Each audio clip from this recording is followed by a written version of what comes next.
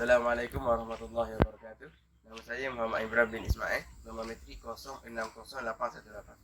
InsyaAllah dalam video kali ini saya akan menunjukkan tutorial bagaimana cara-cara untuk melakukan suatu penyembelihan.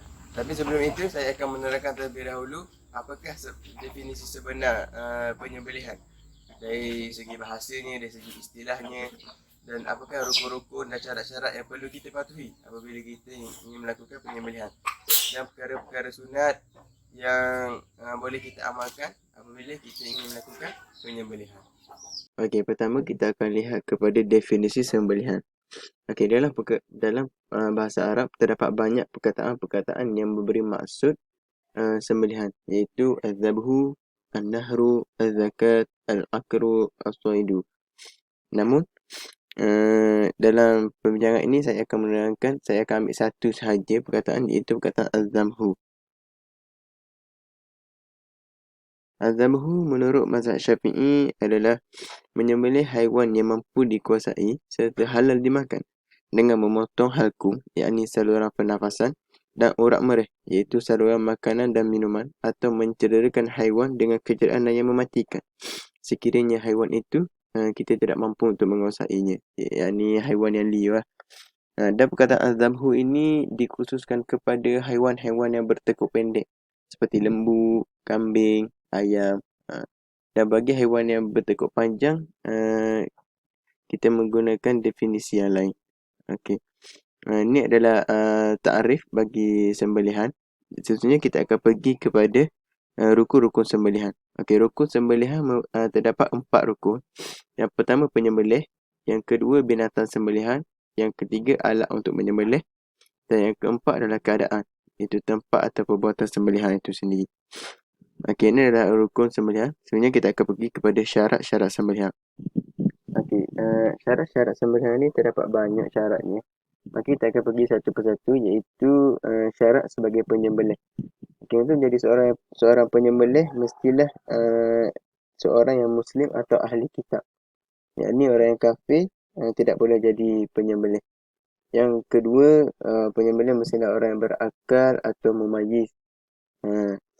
Maka tidak wajib bagi seorang penyembelih itu dia mesti seorang yang balik. Cukup sekadar dia mumayyiz meskipun dia adalah kanak-kanak. Yang ketiga, penyembelih bukan dalam keadaan ihram haji ataupun umrah. Okey, dan yang terakhir, penyembelih mestilah mempunyai tujuan sembelihan itu.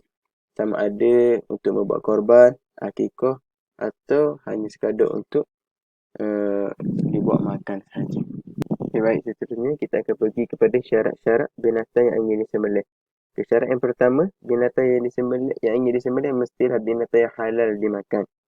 Okay, sekiranya binatang yang ingin disembelih itu adalah binatang yang haram dimakan, seperti khinzir atau anjing, maka sembelihan itu tidak akan sah meskipun dia menggunakan cara penyembelihan menurut syarak. Yang kedua, binatang itu mestilah dalam keadaan yang hidup dengan kehidupan yang kuat. Bukan ketika haiwan tu lemah kita sembelih dia. Tak jadi. Yang ketiga, haiwan yang disembelih itu mestilah mati dengan sekali sembelih. Kita tidak boleh sembelih haiwan tu berkali-kali. Macam sembelih sekali, lepas tu biar beberapa jam tak mati lagi, lepas tu kita sembelih pula. Tak boleh gitu. Yang keempat, mestilah memutuskan 2 urat yang wajib, iaitu urat halkum dan mereh. Okay, dan yang kelima, haiwan yang disembelih itu mestilah mati disebabkan oleh ketajaman senjata, ketajaman alat yang kita guna untuk sembelih tu, bukan kerana lain. Okay, seterusnya kita pergi pada syarat-syarat alat sembelih. Syarat-syarat alat sembelih ni ada 2 je. Itu mestilah menggunakan alat yang tajam, dan ia mestilah selain daripada kuku, gigi dan tulang. Okay. Dan yang terakhir adalah syarat tempat sembelihan. Bagi haiwan yang jinak seperti lembu, ternakan, kambing, ternakan, ayam, maka tempat sembelihannya mesti di leher haiwan tersebut. Kenapa? Kerana syarat sah dia, kita mestilah memutus urat halkum dan mereh. Dan kedua-dua urat ni dia terdapat di leher haiwan. Okay, yang seterusnya, bagi haiwan yang liar, haiwan pemburuan, haiwan dalam hutan, kita boleh menyembelih dia dengan cara mencederakan pada mana-mana bahagian yang boleh mematikan. Okey, ini adalah antara syarat-syarat sembelihan. Seterusnya kita akan pergi kepada perkara-perkara sunat dalam sembelihan. Perkara sunat yang pertama adalah mestilah membaca bismillah. Yang kedua, menghadapkan binatang ke arah kiblat. Yang ketiga, membaca selawat ke atas Rasulullah SAW. Yang keempat, memutuskan 2 urat di tepi batang leher haiwan yang dipanggil wadajain. Okey, yang kelima, mestilah senjata yang tajam daripada besi. Yang keenam, binatang dibaringkan ke atas rusuk kiri. Dan seterusnya, perkara sunat melakukan penyembelihan dengan segera. Tak boleh kita bertangguh. Sebab takut dia akan menyeksa haiwan tersebut. Seterusnya, penyembelih mestilah suci daripada hadas kecil dan besar. Ini adalah sunat saja. Sekiranya penyembelih itu dalam keadaan berhadas besar, maka sembelihan itu sah. Kerana suci daripada hadas kecil dan besar ini adalah sunat saja. Yang seterusnya adalah sembelihan di waktu siang. Yang seterusnya, membawa binatang ke tempat sembelih dengan tenang. Maksudnya haiwan itu tak boleh dalam keadaan paksa kita pukul dia ke. Yang seterusnya, sembelih mestilah menggunakan tangan kanan. Kenapa? Kerana setiap ibadat ini sebaik-baiknya kita menggunakan tangan kanan.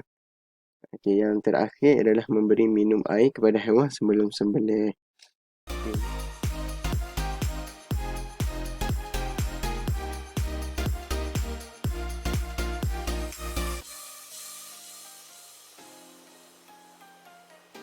Jadi kita sudah mengetahui apakah definisi sembelihan, rukun-rukunnya, syarat-syarat dan perkara-perkara sunat. Jadi seterusnya kita akan pergi kepada agenda utama kita. Itu saya akan tunjukkan bagaimana cara-cara untuk melakukan sembelihan. Okay, jadi haiwan sembelihan yang akan kita gunakan hari ini adalah ayam.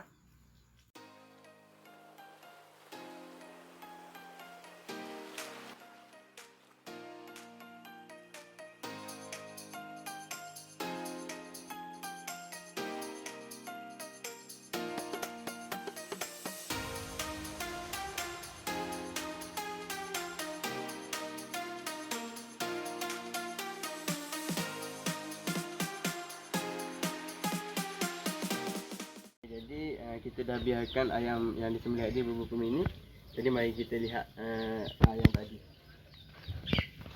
Okey, ini ayam tadi. Kita dapat lihat semua urat di tengkuk dah putus, termasuk wadajain.